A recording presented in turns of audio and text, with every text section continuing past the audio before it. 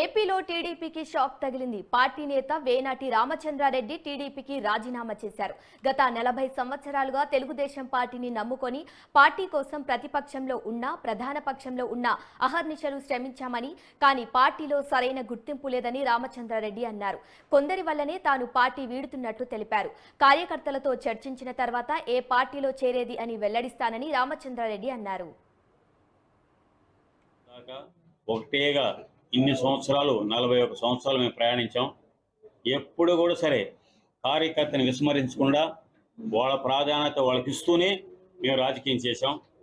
క్యాండిడేట్ను కూడా ఒక్కసారి చెప్పాం, ఆయన ఓకే అంటే చేసాం, లేదు వీళ్ళంటే ఒప్పుకున్నాం. ఆ విధంగా తెలుగుదేశంలో ఇప్పుడు దాకా రామారావు గారు స్థాపించిన పార్టీ, చంద్రబాబు నాయుడు గారు రన్ చేస్తున్న పార్టీ, అదే పార్టీలో ఇప్పుడు దాకా మేము రన్ అయినాం, అంటే లాస్ట్ వరకు రన్ అయినాం. ఇప్పుడు ఆ పార్టీలో కొంచెం సీనియారిటీకి గౌరవంగా బతికే వాళ్ళకి కొంచెం విలువ లేకుండా పోయిందని బాధాకరంగా ఉన్నది. ఆ బాధను తట్టుకోవాలంటే వదిలేసి గమ్మని ఇంట్లో ఉండడం తప్పు, లేదు ఉండి ఎన్నుకూడబడడం ఇంకా పరమ తప్పు. ఆ పనులు చేయలేను.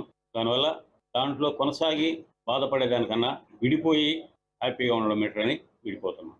నేను కుటుంబం అని చెప్పాను కదా, దాని మీద రాసుకోవాలి. ఇప్పుడు ఒకటి మా జనం ఎట్టున్నారంటే ఇప్పుడు ప్రతి ఒక్కరు భయభ్రాంతులతో ఉన్నారు. వాళ్ళకి కాన్ఫిడెన్స్, నేను ఏ నిర్ణయం తీసుకుంటానో మనల్ని పీసీఆర్ కాపాడుతా నిర్ణయం ఉంటే నా వెనకాల జనం వస్తారు.